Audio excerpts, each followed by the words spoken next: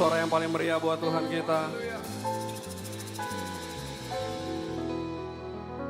Kau sungguh baik, teramat baik ya Tuhan dalam hidup kami.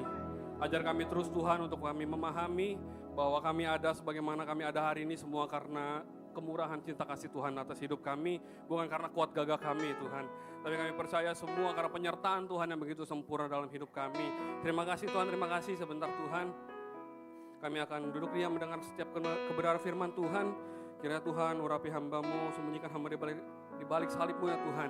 Biar hanya Kristus saja ya yang dimuliakan dan ditinggikan. Dan juga Tuhan, para anak-anak Tuhan di tempat ini, kiranya Tuhan jadikan kami Tuhan hati seorang murid, hati seorang hamba, telinga seorang murid ya Tuhan. Supaya Tuhan benih firman Tuhan itu ditabur, benih itu boleh berbuah, berakar pada musimnya ya Tuhan. Terima kasih. Mari teman-teman yang siap mendengar kebenaran firman Tuhan, sama-sama katakan amin.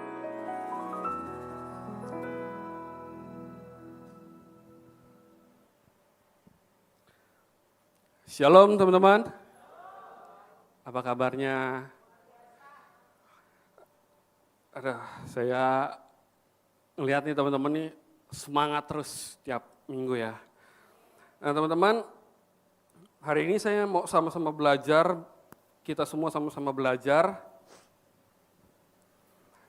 bahwa akhir-akhir ini saya sering kali memperhatikan anak muda di belakangan ini. Karena menarik buat saya, kenapa anak-anak muda zaman sekarang kok lebih banyak yang apa istilahnya, kalau kita bilang bahasa rohaninya ya, yang jauh daripada Tuhan gitu. Yang udah nggak menikmati lagi datang beribadah, yang udah nggak menikmati lagi hadirat Tuhan dalam hidupnya.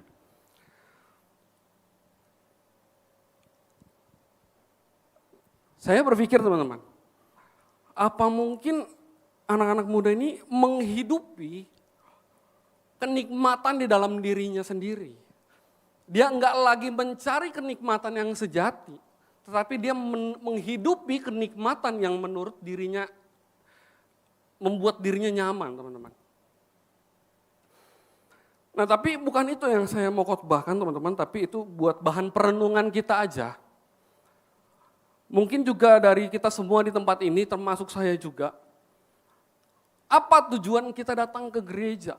Nah saya pernah dengar satu pendeta di luar negeri, itu ini kalau nggak salah pernah dibawain sama pendeta siapa ya saya lupa. Ada satu pendeta di luar negeri bilang gini ke jemaatnya, tujuan Bapak, Ibu, Saudara semua datang ke gereja ngapain? Coba renungin ngapain kita duduk beribadah di gereja ngapain? Sampai akhirnya jemaatnya disuruh keluar dulu. Masuk satu-satu. Supaya dia ngerti ngapain dia mau datang ke gereja. Nah teman-teman itu juga bagus buat jadi bahan perenungan kita hari-hari ini teman-teman sebagai anak-anak muda. Supaya kita tetap terus berjalan di dalam jalannya Tuhan. Karena iblis itu mau merusak jalan yang sudah Tuhan tentukan untuk hidup kita. Supaya kita ikut jalannya dia. Kita enggak lagi ikut jalannya Tuhan. Iblis berusaha merusak itu. Ibaratnya nih ya kalau jalan tol nih. Udah dibangun rapi-rapi dirusak supaya kita enggak lewat jalan tol. Kita lewat jalan biasa.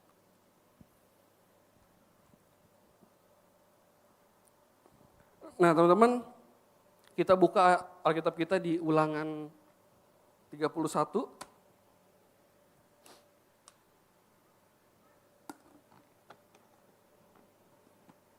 Ulangan 31 ayatnya yang ke-6.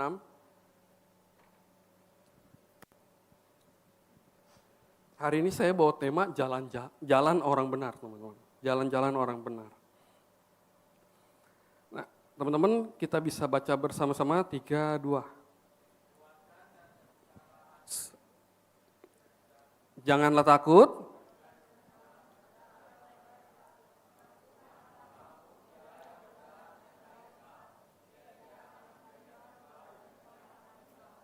Amin. Sekali lagi lebih keras teman-teman. 3, 2. Janganlah takut.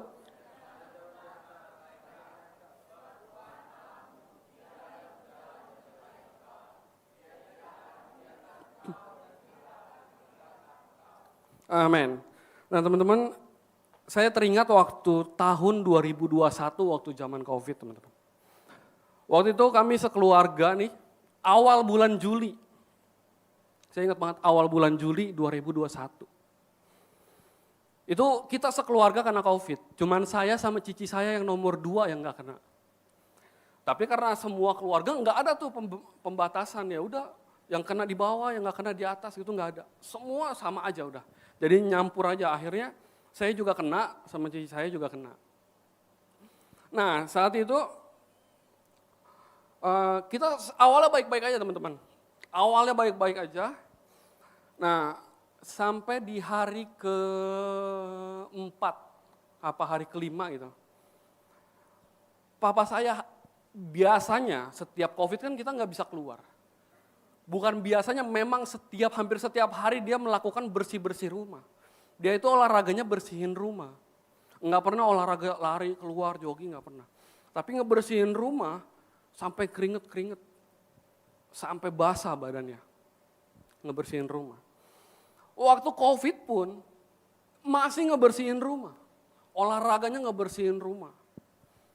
Setiap hari. Sampai akhirnya di hari ke-4 atau ke-5 mulai sesek. Teman-teman tahu waktu itu zaman COVID Delta susah banget nyari oksigen. Sulit banget.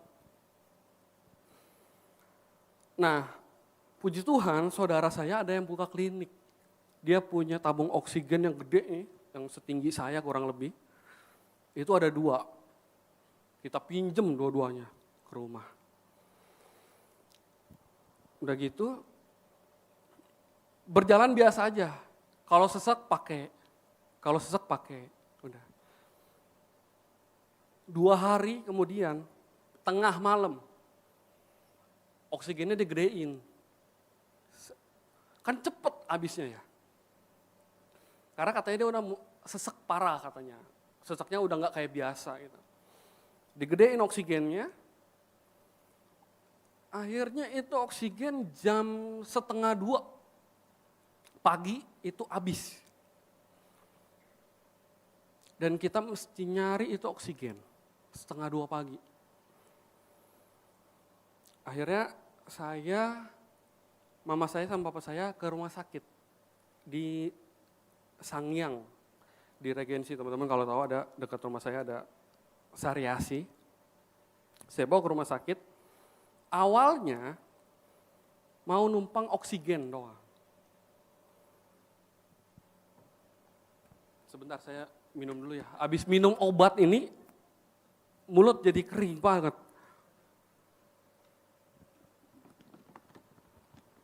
Saya lagi kurang fit teman-teman. Jadi habis minum obat nih bawaannya lemes, mulut nggak enak gitu. Nah tapi saya lanjut lagi. Jadi waktu itu jam 1:30 pagi saya sama mama saya sama papa saya cari rumah sakit. Enggak dapat, Sariasi penuh. Padahal cuma mau numpang oksigen doang. Numpang sampai besok kita bisa cari tempat refill oksigen. Udah cuma numpang aja, nggak harus di tempat tidur. Tapi nggak bisa karena orang-orang itu udah pada dirawat itu di IGD sampai di kursi-kursi roda. Sampai dia tidurnya duduk doang. Nah akhirnya kita cari rumah sakit, nggak ada, sampai akhirnya ketemu di Primaya Tangerang. Itu masih sepi IGD-nya, baru 1 orang, papa saya yang kedua. Nah udah gitu, masuk IGD, udah oksigen. Sampai pagi, udah katanya papa saya mau dirawat aja lah. Udah, papi di sini aja lah katanya. Udah akhirnya di situ. Nunggu kamar perawatan tuh nggak ada, 2 hari kami tunggu nggak ada.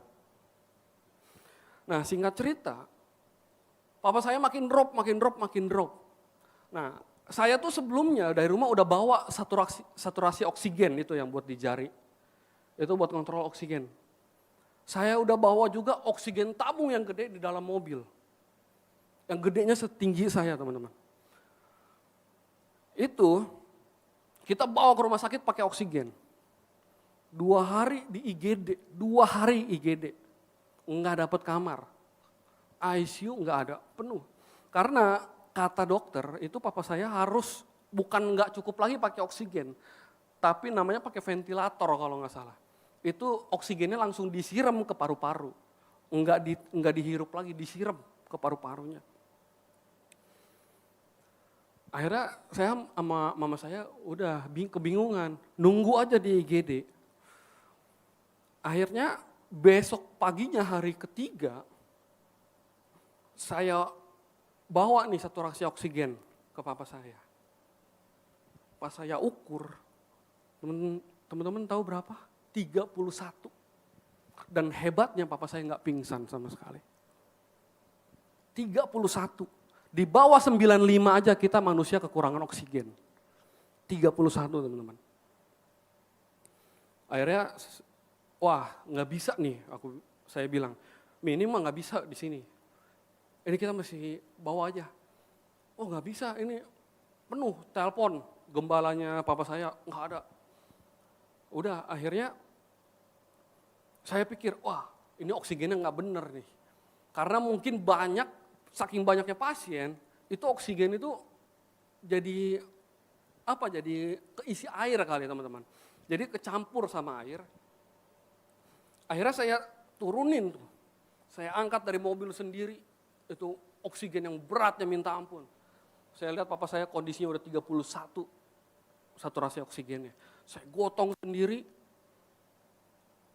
saya bawa. Kekuatan super power tiba-tiba ada. Ngotong oksigen sendiri. Saya bawa, saya masukin, nggak boleh sama satpam. Saya bilang, kalau Pak Satpam nggak ngizinin saya, kalau papa saya kenapa-napa, Pak Satpam tanggung jawab. Wah tapi prosedurnya nggak bisa gini-gini. Nggak apa-apa Pak, saya yang tanggung jawab, ntar tanda tangan saya yang tanda tangan. Saya bawa masuk. Saya ganti oksigennya. Naik jadi 60. Wah udah, akhirnya saya bilang sama mama saya, udah Mi kita putusin pulang aja. Pulang. Wah nggak bisa biar pulang, kita nggak ada oksigen. Udah teleponin semua saudara. Teleponin, ya aku izin lah sama kokonya papi. Aku manggilnya Empe. Empe, kayaknya papi mesti pulang nih. Nggak bisa di rumah sakit begini. Waduh, gua nggak tahu juga dah, udah terserah lu katanya. Ya kita mah cuma bisa berdoa yang terbaik. Katanya gitu. Udah dicek paru-parunya memang tinggal setengah, seperempat, setengah dipotong lagi seperempat. Nah dikasih ke saudara saya yang dokter. Dia bilang memang dalam kondisi ini, kondisinya mujizat doang lah yang bisa sembuhin. Cuman akhirnya saya ambil keputusan, saya nekat saya bawa pulang. Saya telepon semua saudara-saudara saya tuh, saya cari tempat sewa ventilator. Dapat, jadi ventilator itu dipakai untuk nyiram oksigen ke paru-paru, jadi oksigen itu lebih boros beberapa kali lipat daripada oksigen yang kita hirup biasa. Jadi saya minta semua oksigen teman-teman saya, saudara-saudara, akhirnya kekumpul 12 tabung oksigen yang gede. Lagi jalan ke rumah saya berbarengan. Akhirnya waktu saya pulang hari itu, saya mau belok langsung ke rumah sakit PIK. Tapi papa saya nggak mau, maunya pulang. Ya udahlah saya pulang aja. Pulang, oksigen kita kan masih ada 2 cadangan di rumah. Ada 12 tabung lagi OTW datang ke rumah. Buat masang alat ventilator, kita panggil dokter kan. Udah gitu kita nyampe rumah jam 10 pagi, jam 11 papa saya nggak tahan. Akhirnya lewat di situ teman-teman. Wah, saya itu nggak tahu harus berekspresi apa ya. Waktu papa saya lagi tiduran, saya cuma duduk. Saya lihat matanya tuh, meremnya pelan. Saya pikir dia capek, digotong sana sini. Saya pikir dia mau tidur lah. Udahlah, biarlah tidur. Harusnya itu nggak boleh tidur katanya. Dikagetin terus, diajak ngomong terus. Nah, tapi saya berpikir kalau waktunya Tuhan sudah panggil, apapun usaha yang kita buat tetap sama aja teman-teman. Kita cuma bisa ngasih yang terbaik. Nah, dari papa saya meninggal teman-teman, saya berpikir, saya ini belum siap apa-apa. Adik masih sekolah, semua perlu perhatian papa saya. Nah tapi pada saat itu teman-teman, nggak tahu kenapa Tuhan bawa saya ingetin ayat ini. Awalnya saya takut. Saya ini ibaratnya kerja, nyari duit serabutan cuma buat diri saya sendiri. Nggak buat keluarga.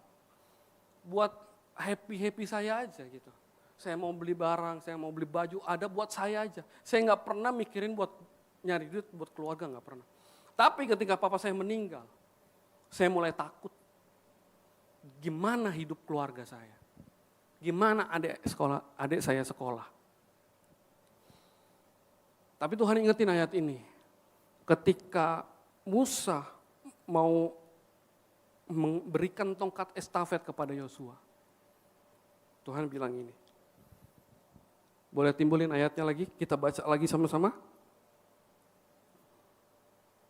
Kita di Ulangan 31 ayat yang tadi.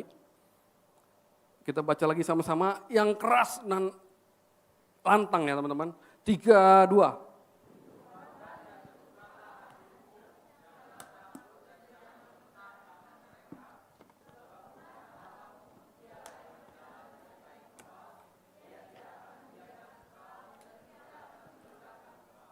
Amin. Saya belajar di sini, Tuhan mendewasakan saya teman-teman. Pada saat itu, mungkin saya waktu itu marah, saya takut.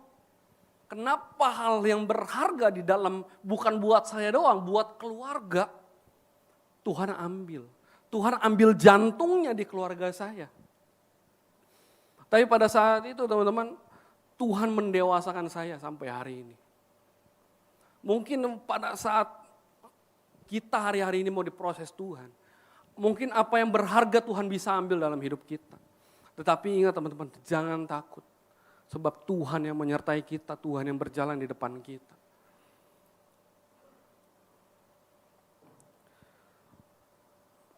Yang kedua teman-teman, kita buka ayat di Yunus 1 ayat yang ketiga sampai yang keempat. Kita baca lagi 3, 2.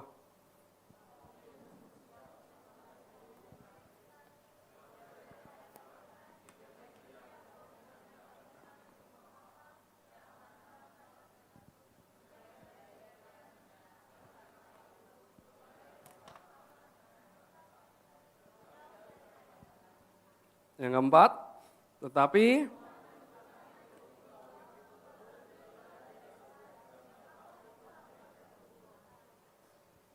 nah teman-teman, jadi setelah papa saya meninggal, saya belum kerja tetap, saya masih serabutan cari duit. Sedangkan papa saya punya utang, itu 50 juta berapa gitu, waduh. Saya mesti bayar utang itu. Puji Tuhan singkat cerita itu utang lunas. Dapat duit saya sisihin, saya cicil. Nah, akhirnya saya udah bingung. Gimana caranya nih keluarga saya hidup? Saat itu saya telepon Pak Stephen, Om Stephen. Jadi terakhir itu, saya bilang, Om bisa nggak saya izin ketemu. Akhirnya beliau menyempatkan waktu kita ketemu lah di Alam Sutra. Waktu itu aku lagi ada tawaran kerja di Kamboja teman-teman. Teman-teman tahu kerja di Kamboja ya. Jadi itu kerja jadi di judi online. Saya sharing lah sama Om Stephen. Intinya masukan dari Om Stephen tuh jangan. Karena pergaulannya nanti akan menarik saya ke pergaulan itu. Bukan masalah kerjanya, tapi pergaulan lingkungannya. Katanya seperti itu. Akhirnya karena saya udah gak punya orang tua yang harus saya dengar lagi nih, yang menuntun hidup saya gitu ya. Saya dengar lah. Tapi saya masih bingung, teman-teman. Saya mau ngapain? Saya di sini ngapain? Enggak kerja serabutan doang. Akhirnya singkat cerita, teman, ada orang yang nawarin kerjaan di tempat saya bekerja sampai sekarang. Ceritanya itu saya kerja masih gak cukup. Saya pikir aduh, kerja cuma gaji UMR. Sedangkan adik saya masih sekolah SMA. Keluarga perlu hidup. Waduh, saya pusing. Nah akhirnya, tapi seiring berjalannya waktu, karena saya di marketing, saya dapat komisi yang lumayan. Akhirnya saya bertahan sampai sekarang, teman-teman. Coba kalau saya waktu itu enggak dengar kata gembala, kata Pak Stephen, saya berjalan dengan egonya saya. Saya harus kerja, saya harus dapat uang minimal 7-8 juta tiap bulan. Saya harus pergi ke sana. Coba kalau saya enggak dengar omongan gembala. Saya enggak dengar omongan Om Stephen. Mungkin sampai hari ini saya enggak ada di sini bersama-sama dengan teman-teman. Dan yang saya tahu, dapat kabarnya waktu itu yang mau bawa saya ke sana itu scam, teman-teman. Teman-teman tahu scam enggak? Jadi orang-orang di sana itu dipenjara, enggak boleh keluar, disuruh kerjanya nipu orang Indonesia. Kerjanya kita nelponin orang buat nipu lagi. Nih ada kerjaan nih, cuman like doang, cuman repost doang. Nanti kamu dimasukin ke grup, nanti padahal teman-teman mereka juga ya, saya udah dapat nih kiriman sekian. Padahal begitu. Tapi kita orang-orang Indonesia disuruh kirim uang. Awalnya kirim 1 juta, dibalikin lagi 2,5 juta. Wih, siapa yang gak seneng? Akhirnya kerjanya begitu. Tapi puji Tuhan, Tuhan menarik saya sekali lagi untuk saya berjalan bersama-sama dengan Tuhan. Saya coba nurut untuk dimuridkan waktu itu sama Pak Stephen. Akhirnya saya bisa kerja sampai hari ini, teman-teman. Saya bisa menghidupi keluarga saya bisa married. Mungkin waktu kalau saya pergi ke Kamboja sampai hari ini saya belum married kali, teman-teman. Wih, teman-teman yang gak tahu kayaknya rindu banget mau married ya.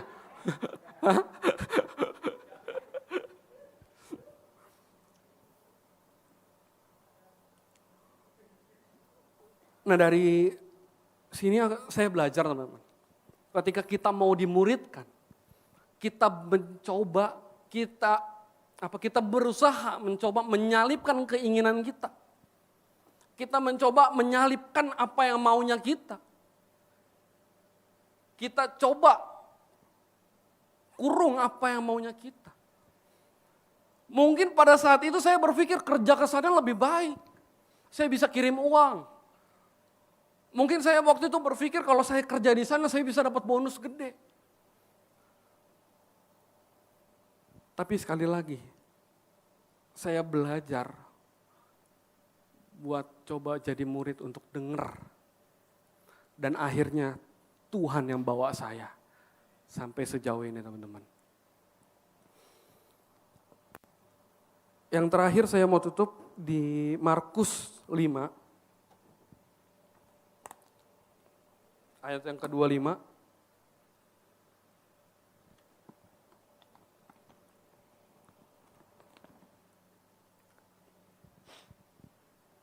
Ayat yang ke-25 sampai 29 kita baca sama-sama ya. 3, 2.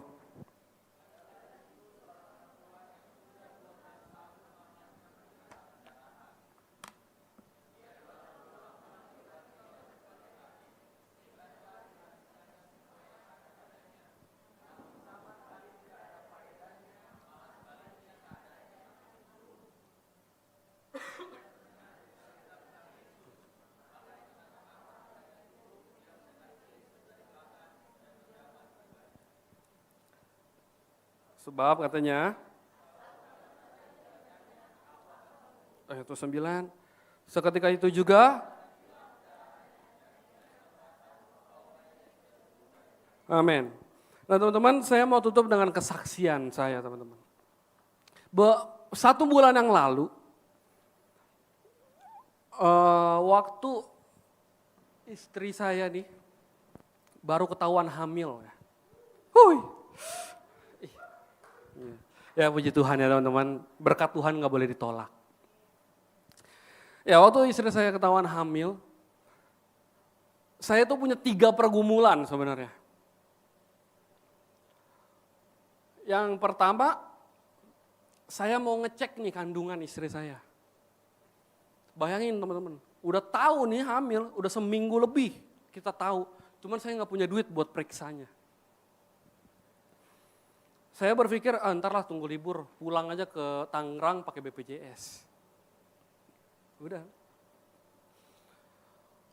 Yang kedua, adik saya mau ulangan, belum bayaran 2 bulan. Yang ketiga, saya perlu mobil teman-teman. Karena kalau saya pulang ke Tangerang naik motor, biasanya kalau saya sendiri 1,5 jam, ngebut aja. Sama istri saya udah ketahuan hamil 2,5 jam, pantat tepos teman-teman. Naik motor 2,5 jam, sampai Tangerang. Karena dia nih, udah tahu hamil, jadi kalau kena gajlukan, kalau mesti pelan gitu, jadi mesti pelan. Seduk gitu. Nggak boleh tuh buduk gitu. Ntar anak saya bisa loncat di dalam, kaget dia. Nah akhirnya udah, saya berdoa itu. Cuman mobil ini masih nggak perlu lah kita. Cuman 2 ini yang sangat krusial. Tiap malam saya berdoa. Teman-teman kalau lihat TikTok saya berdoa udah berdua ya teman-teman. Iya. Nah, ketika saya berdoa tiap malam, saya bilang, Tuhan, bilangnya ini malu-malu nih, Tuhan kalau boleh, kita perlu kendaraan roda 4 Tuhan. Kalau boleh, cuman saya nggak tahu cara belinya. Karena buat yang lain aja kurang Tuhan. Udah, berdoa. Selesai doa, Yesa bilang, doanya yang spesifik, ntar dikasih bemo lu sama Tuhan katanya. Cuman ya saya sih berpikir apa aja yang penting nggak kehujanan, nggak kepanasan gitu teman-teman. Mau bemo sekalipun di wes lah, yang penting bisa digas, bisa direm gitu kan. Udah. Tiap malam saya berdoa selama 1 minggu. Yang hebatnya teman-teman, di akhir minggu Tuhan jawab doa saya. Saya ini bergumul sungguh-sungguh buat periksa ke dokter. Saya berdoa sungguh-sungguh, tiba-tiba cici saya telepon, Ber, lu bisa nggak bikin baju gini? Bisa. Kalau serius DP-in aja langsung, bilang gitu. Belum nanya desainnya, belum mau, kalau serius udah DP-in aja sini, bisa gue, bilang gitu. Udah. Padahal mah nggak tahu apa-apa tentang baju, nggak tahu apa-apa tentang desain, nggak tahu, so tahu aja. Udah akhirnya, ya udah ntar lah, gue telepon dulu orangnya. Udah telepon saya, dia telepon lagi. Ya udah nih, gue kirimin desainnya segala macam, harganya berapa? Udah kasih harganya. Saya pikir mah nggak bakalan jadi teman-teman. Besoknya cici saya telepon, lu perlu DP berapa? Ya setengahnya lah. Bener dong langsung ditransfer. Waduh kata saya. Saya di kantor itu hari Sabtu. Pas buka handphone, sampai lemes. Pengen duduk di lantai rasanya teman-teman. Udah gitu singkat cerita, saya langsung telepon Yesa. Udah nggak usah Tangerang, periksa di Depok aja udah. Saya suruh sekretaris yang di kantor saya telepon, cari rumah sakit Hermina, siapa dokter yang paling bagus dari situ. Udah kita daftar di situ, pas hari itu ada. Akhirnya saya periksa hari itu, pakai duit DP yang udah ada. Kan ada untungnya dikit kan, saya pakai dulu duit DP-nya. Nah, dari sini teman-teman, saya mau kasih tahu teman-teman. Kadangkala nih, ketika kita berada Tuhan tarik kita ke bawah, itu Tuhan mau kita merasakan berjalan bersama-sama dengan Tuhan itu. Mungkin kita nggak tahu nih kapan. Mungkin seperti wanita pendarahan 12 tahun ini, dia nggak tahu kapan selesainya. Dia nggak tahu kapan pendarahan ini berhenti. Tapi dia sudah, waktu dia pertama kali pendarahan, dia sudah ditetapkan bahwa 12 tahun akan terjadi pendarahan pada dirinya. Tapi apa yang terjadi teman-teman? Bahkan sampai hari ini, kesaksian dia, kesaksian wanita 12 tahun pendarahan, bahkan bisa menyentuh hidup orang sampai tahun 2024. Mungkin teman-teman, yang kita sekarang lagi struggle, yang kita mungkin sekarang lagi bertahan dengan keadaan kita, dengan frustasi kita, dengan apapun teman-teman. Saya mau kasih tahu, tetap bertahan. Waktunya Tuhan akan datang. Saya nggak tahu teman-teman, saya nggak punya keahlian apa-apa, tapi Tuhan kirim berkat. Saya bisa bawa istri saya berobat, kontrol. Saya bisa bayar sekolah adik saya. Mungkin kita nggak tahu gimana caranya Tuhan menolong kita. Tapi selalu ingat teman-teman, Tuhan tetap berjalan bersama-sama dengan kita. Bahkan bukan sebagai penolong doang. Dia sebagai Tuhan yang menyertai hidup kita. Dia sebagai Tuhan yang selalu menyingkirkan batu besar di hadapan kita. Mungkin kelihatan udah batunya sama kita. Kita nggak tahu gimana nih cara kita geser batu ini. Gimana cara kita menghancurkan batu itu. Tetapi Tuhan kuasanya yang akan menghancurkan batu itu teman-teman. Saya percaya kalau kita sungguh-sungguh di dalam Tuhan. Saya percaya kalau kita benar-benar hidup mengandalkan Tuhan. Saya selalu ingat dengan khotbah waktu saya pemberkatan. Ketika saya kekurangan apapun, kekurangan hikmat, kekurangan berkat, kekurangan apapun teman-teman. Saya tetap lari kepada Tuhan. Dan akhirnya saya bisa bawa kontrol istri saya yang terbaik. Saya bisa bayar sekolah adik saya. Yang terakhir nih teman-teman. Yang terakhir. Yang ketiga apa tadi? Apa tadi yang ketiga? Teman-teman yang ketiga apa tadi? Mau mobil teman-teman. Nah, saya undang para pemusik maju ke depan. Ini udah benar-benar terakhir.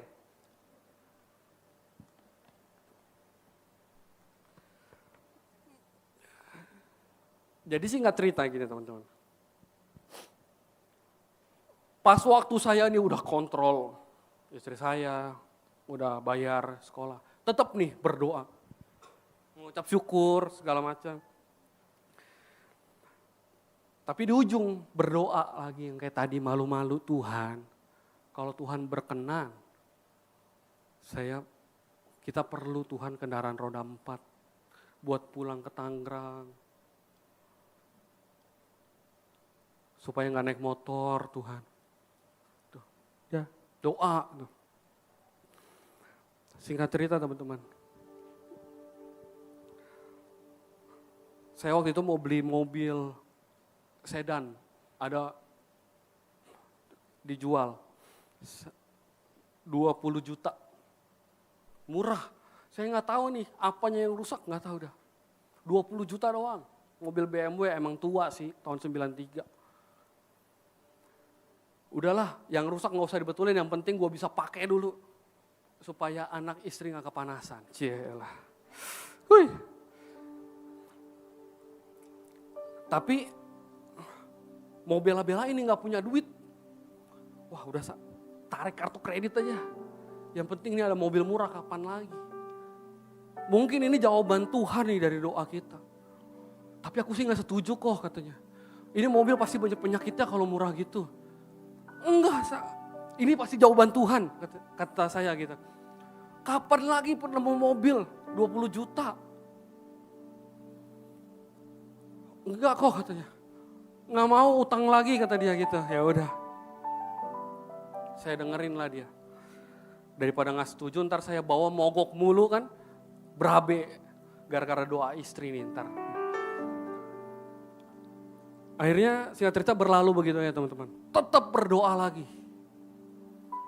Sampai minggu depannya saya pulang ke rumah saya di Regensi. Saya cerita sama koko saya. Kemarin tuh mau beli BMW murah, 20 juta doang gini-gini.